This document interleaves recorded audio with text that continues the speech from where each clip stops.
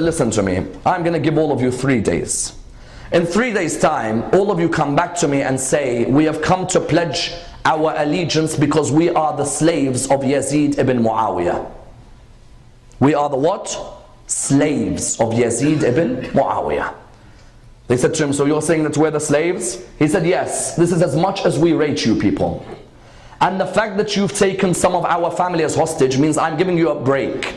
In 3 days time, if you people of Medina do not come and kiss our hands and say you are our slaves, there will be a bloodbath in Medina. Abdullah ibn Hanbala turned around to all his soldiers. He said to them, are you all ready? They said, yes, we are. He said, in 3 days time, all of us will go in a battlefield.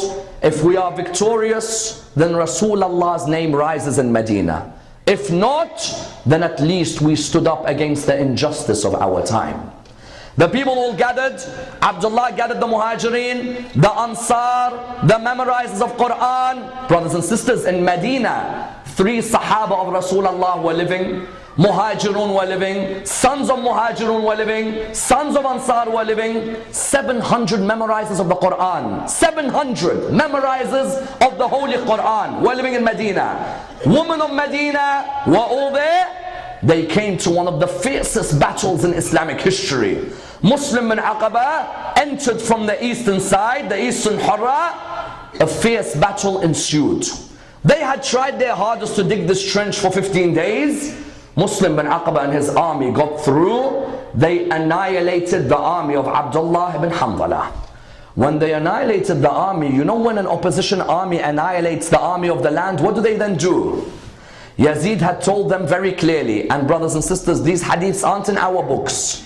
These hadiths are in the books of our brothers in other schools in Islam. I ask all of you, go and read under the year 63 AH. Karbala was in which year? 61, isn't it? Read in any book of history, Tabari, Ibn al-Athir, Baladri, read all under the year 63 what happened. Yazid ibn Muawiyah had told Muslim bin Aqaba, the moment you get through, if you kill them, you kill them. If they're hiding near Muhammad's grave, kill them near his grave, but make sure you take your dogs with you near his grave.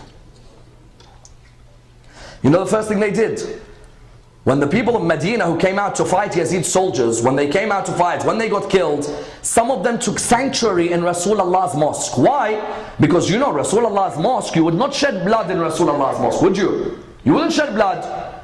You find that what they did, they entered Rasulullah's mosques with 3 animals. Some of them entered with their camels, some of them entered with their horses, some of them entered with their dogs, to find the people of Medina who were hiding within the mosque. I don't know how many of you remember, about 20 years ago, when the Gulf War happened. Do you remember when there was a group of people who were hiding in the haram of Imam al-Hussein in Karbala? There were a group of people who were hiding because Saddam and the Ba'ath soldiers had now approached Karbala to come and attack Karbala. And there's even footage of one in Najaf where they were hiding within the haram. Likewise, the people of Medina thought, you know what, Yazid's soldiers are in now. The woman decided that our husbands are dead, let's go in the mosque of Rasulullah. We'll go by the grave of Rasulullah. Surely this man, if he has any respect for us, will not do anything to us. Muslim bin Aqaba entered the mosque. When he entered, he looked around at his soldiers. He said, these are the women of the soldiers who just fought us. Enjoy yourself. 800 women got raped in the mosque of Rasulullah that day.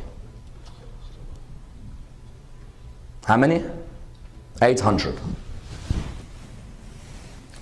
Like honestly, when I hear these people saying Yazid radiallahu anha, I don't know which books of history are they reading, honestly. He told Muslim bin Aqaba, rape the woman of Medina.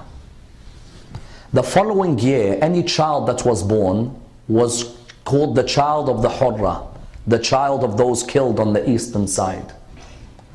And that child would come from what? Out of wedlock, from rape, in the mosque of Rasulullah. You know when they finish with the woman, what they do? They get the dogs and they make the dogs urinate on the grave of Rasulullah. The dogs were urinating. All the dogs were let loose, urinate as much as you can. The horses, the camels, urinating on the grave of Rasulullah. They went around, they massacred the woman, or they raped the woman, they massacred the children.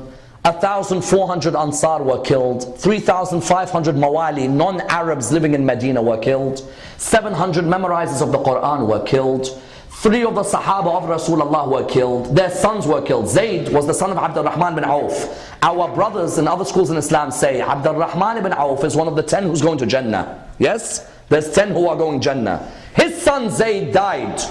Yet I don't understand. Yazid's in Jannah, this man's in Jannah. I don't know. This Jannah, what's it going to be? Allahu Akbar, I don't know. Zayd is in Jannah, that person's in Jannah. You find that they terrorized, but they hadn't caught Abdullah ibn Zubair. You know what Muslim bin Aqaba said? Muslim bin Aqaba said, we've come to Medina and we've tasted the woman of Medina. And there is no taste like the taste of a woman from Medina. Now it's a turn for us to taste the house of Muhammad and the house of his Lord in Mecca. Get your soldiers ready. Let's go and attack the Kaaba once and for all. He was on his way towards Mecca to attack the Kaaba. Muslim bin Aqaba on his way, because he was in his 90s, he died. When he died, he passed the leadership to Husayn ibn Numair. Husayn ibn Numair, you find that this was the man who on the 10th of Muharram was one of the killers of Ali al-Akbar. When Ali al-Akbar was on the ground, this man was one of those who put the spear in his chest. He passed it to him. He said to him, "Oh Hussein, listen to me. I want you to go in the land of Mecca. Don't listen to the Quraysh, listen to the Syrians. Capture Abdullah ibn Zubair. When you capture Abdullah ibn Zubair, if he is holding on to the Kaaba, please listen to this line. This line by itself is a line of kufr. He says if Abdullah ibn Zubair is holding on to God's house, then burn God's house." They went towards Mecca. The Kaaba after Rasulullah was destroyed by 2 people. Husayn ibn Numair, and who was the second? Hajjaj ibn Yusuf al-Thaqafi. Husayn came towards the Kaaba. He found out Abdullah ibn Zubair is near the Kaaba. They got the largest catapults with rocks, with fire, and they brought down the Kaaba because of constant throwing of the stones and the rocks towards the Kaaba. When they were there, they wanted to finish their mission off. They received news from Sham. Yazid ibn Muawiyah died. Yazid died. He had gone out hunting. While he had gone out hunting, after Karbala, narrations say he was claustrophobic. He hated places which are covered. That's why if you look at the palaces of Bani Umayyah, you'll notice they're very open. He hated places which are covered. He'd go out hunting. That day he saw an animal. He said, "Let me go and kill that animal." He went towards killing the animal. He told his soldiers, "Stay behind. I'll bring this animal back myself." All that came back was a limb on a horse. That's it. When the soldiers of Yazid heard, they said, "We've raped enough women in Medina. We've enjoyed ourselves. And as for Muhammad's Mecca, look at Mecca right now. Nobody will be able now to come near us and defeat us." That plot of Abdullah ibn Zubair had not worked. Do you know who picked up on the plot? Mukhtar al-Thaqafi.